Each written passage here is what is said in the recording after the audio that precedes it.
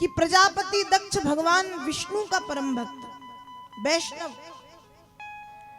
और भगवान शंकर का घोर विरोधी, और दक्ष के घर पे ही जन्म लेने वाली दक्ष की प्रिय पुत्री भगवान शंकर की परम भक्त है, और बाल्यकाल से बचपन से भोलेनाथ की भक्त है।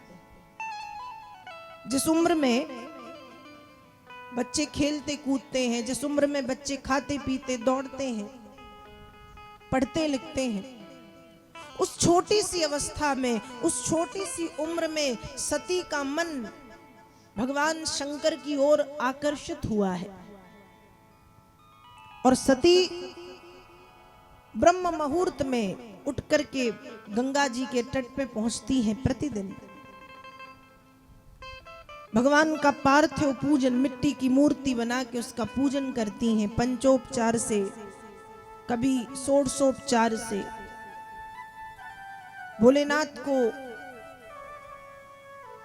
प्रसन्न करने का प्रयास करती हैं, बिल्व पत्र चढ़ाती हैं, समी पत्र चढ़ाती हैं, अबीर भस्म गुलाल धतूर इत्यादि सब समर्पित करती हैं। कभी रुद्राष्टक गाती हैं और कभी कहती हैं त्रिदलम त्रिगुणाकारम त्रिनेत्रम चौत्रयायुधम त्रिजन्म पाप संहारम बिल्वपत्रम शिवार्पणम। बेलपत्र चढ़ाने से क्या होता है? बेलपत्र चढ़ाने से क्या होता है? आज हम इतना इतना सारा बेलपत्र तोड़ तोड़ के लाते कि भगवान शंकर को चढ़ाएंगे। बेलपत्र चढ़ाने से होता क्या है? तो कहा त्रिदलम, बेलपत्र में 3 दल हैं। 3 दल मतलब 3 पत्ते हैं। त्रिदलम त्रिगुणाकारम, भगवान शंकर 3 गुणों से युक्त हैं, सत रज तम, सात्विकी राजसी तामसी।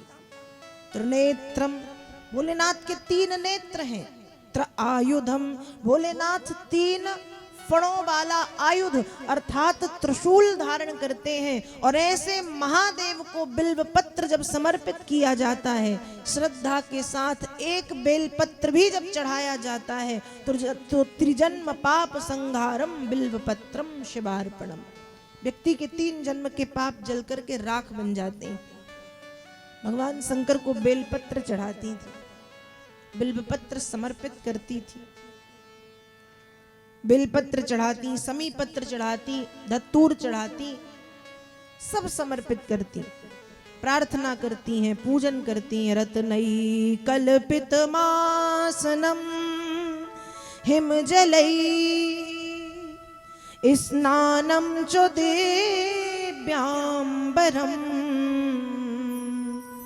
नाना रत्न विभूषितम मृगमदा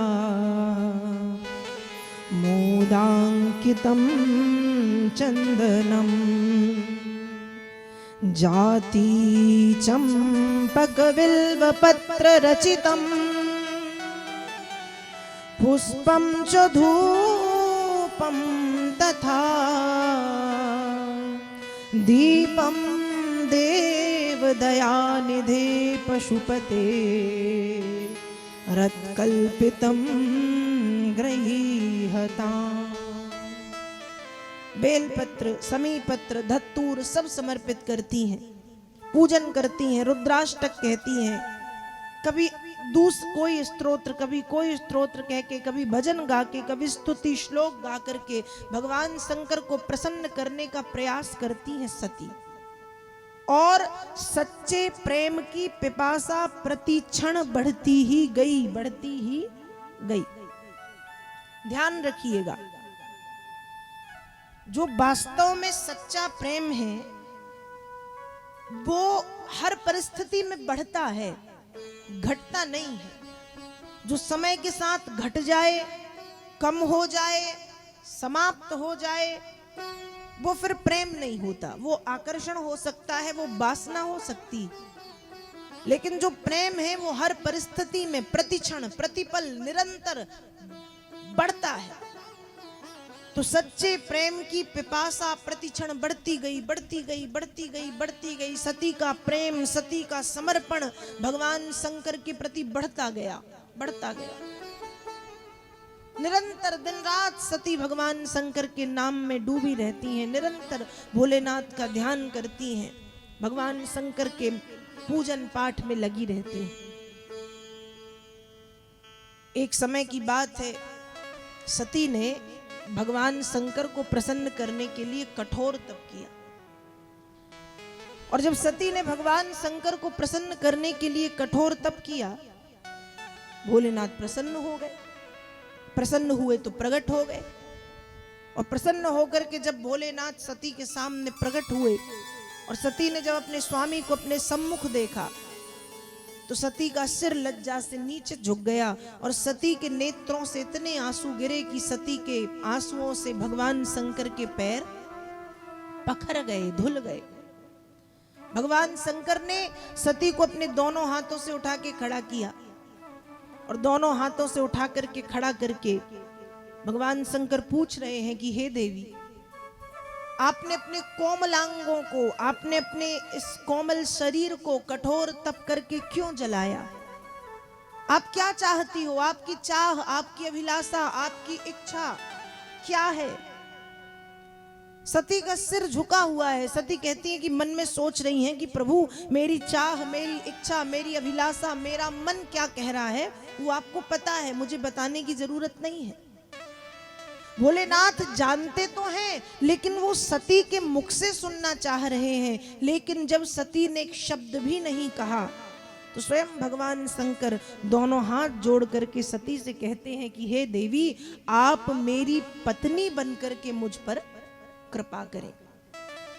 सती का हाथ शिव के हाथ में, शिव का हाथ सती के हाथ में था। निश्चित समय पर ब्रह्मा आदि देवता प्रजापति दक्ष के यहाँ विवाह का प्रस्ताव लेकर के पहुंचे। जब विवाह का प्रस्ताव लेके पहुंचे, दक्ष ने मना कर दिया। क्यों? विरोधी। दक्ष कहे ये विवाह नहीं हो सकता, मना कर दिया। लेकिन श्री हरि नारायण ने जब प्रकट होकर के स्वयं दक्ष से कहा कि सती का विवाह भगवान शंकर के साथ होना बहुत जरूरी है, ये संसार के लिए आवश्यक है, बहुत जरूरी है, तब ना चाहते हुए अपने आराध्य नारायण के कहने पर प्रजापति दक्ष ने अपनी प्रिय पुत्री सती का विवाह भगवान शंकर के साथ संपन्न करवाया। माता पिता से विदा होकर के सती अपने पति के धाम कैलाश पर्वत को चली आई। और जब कैलाश पर्वत पर सती आई हैं तो कैलाश पर्वत पर नित्य भजन होते हैं, नित्य कीर्तन होता है। कैलाश पर्वत पर नित्य न जाने कितने कितने साधु, कितने कितने संत, कितने कितने महंत, कितने महात्मा, कितने योगी विद्वान सब पधारते हैं, जो नित्य भगवत कथा कहते हैं और भगवत कथा सुनते हैं। कभी भगवान शंकर सुनाते हैं तो कभी कोई संत सुनाते हैं, और यही चलता रहता है कैलाश में।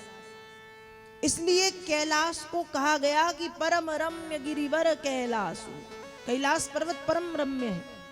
क्यों?